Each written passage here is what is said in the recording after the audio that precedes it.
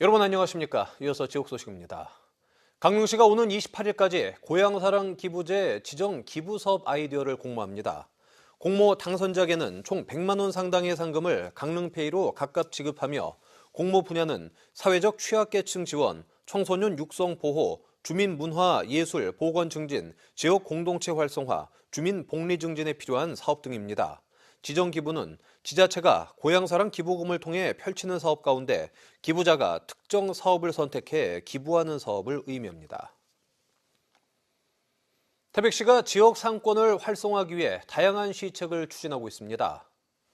태백시는 이번 달 지역 화폐인 탄탄페이 혜택을 15%까지 늘린 데 이어 공공 배달앱 먹개비를 도입해 소상공인들의 중개수수료 지출 부담을 덜어주고 있습니다. 태백시 공무원의 복지 포인트도 탄탄페이로 3억 5천만 원가량을 지급해 지역에서 반드시 사용하도록 했습니다. 또 소상공인 카드 수수료 지원과 지식재산 사업 지원 등의 시책을 펼치고 있습니다.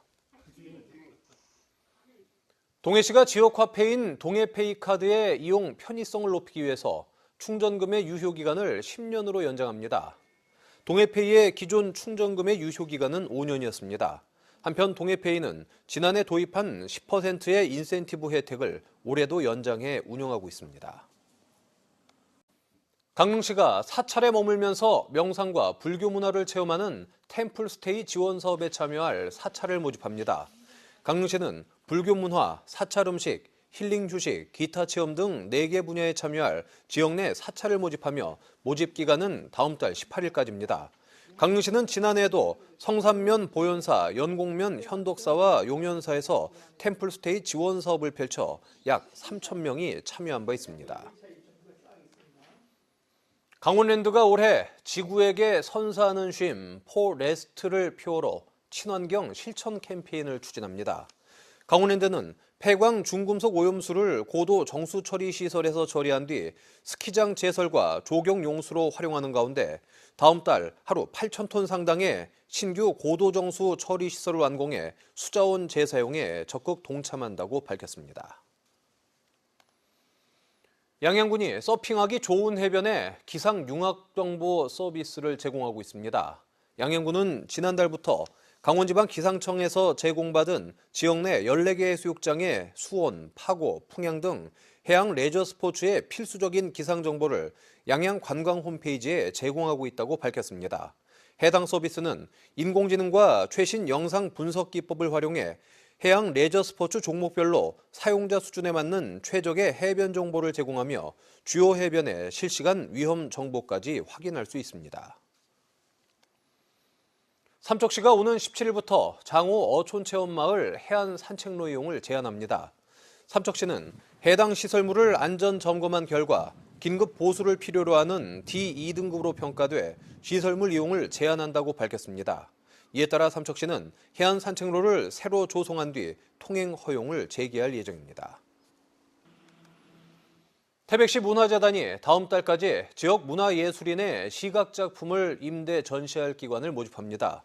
모집 대상은 태백 지역 기관과 시설이며 신청서는 태백시 문화재단에 이메일과 공문으로 내면 됩니다.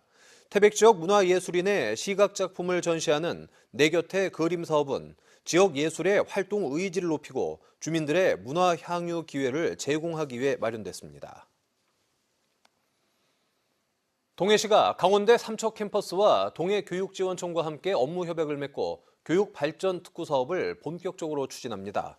특구 사업은 영유아 등의 돌봄 시스템부터 청년의 지역 인재 양성, 지역 정조 환경 조성 등 모두 4가지 분야 세부 사업을 진행합니다. 이에 따라 동해시와 각 기관들은 대학 캠퍼스와 공동 교육 과정을 개발하고 운영하는 등의 협력을 이어갈 계획입니다. 강원도교육청이 오늘 교육부에 강릉중앙고 학교 복합시설 건립 공모 사업을 신청했습니다. 강릉중앙고 학교 복합시설은 총 사업비 450억 원으로 지상 3층에 수영장과 다목적 체육관, 돌봄센터, 북카페, 체력 단련장 등을 조성합니다. 또 인구 감소 지역 지원 특별법에 따라 수영장 설치 사업이 선정되면 총 사업비의 최대 50%가 지원될 전망입니다. 앞서 강원도교육청은 강릉시와 관련 업무 협약을 체결한 뒤 공모사업 계획서 작성, 컨설팅 등을 실시하고 신청서를 제출했으며 선정 결과는 다음 달 초에 발표될 예정입니다. 정의당 강원도당이 아들 부부가 마약류 구매 혐의로 입건된 이철규 국민의힘 국회의원에 대해 의원직 사퇴를 촉구했습니다.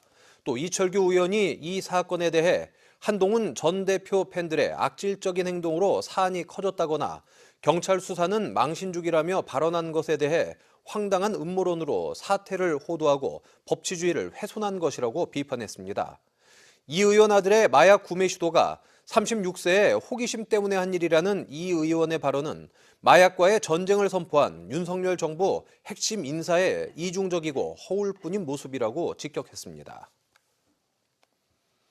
더불어민주당 속초 인제 고성 양양 지역위원회가 양양 낙산 도립공원 도로변에 내건 현수막에 지난 10일 윤석열이란 이름을 오려내고 그 위에 이재명을 적은 사안을 확인하고 경찰에 수사를 요청했다고 밝혔습니다.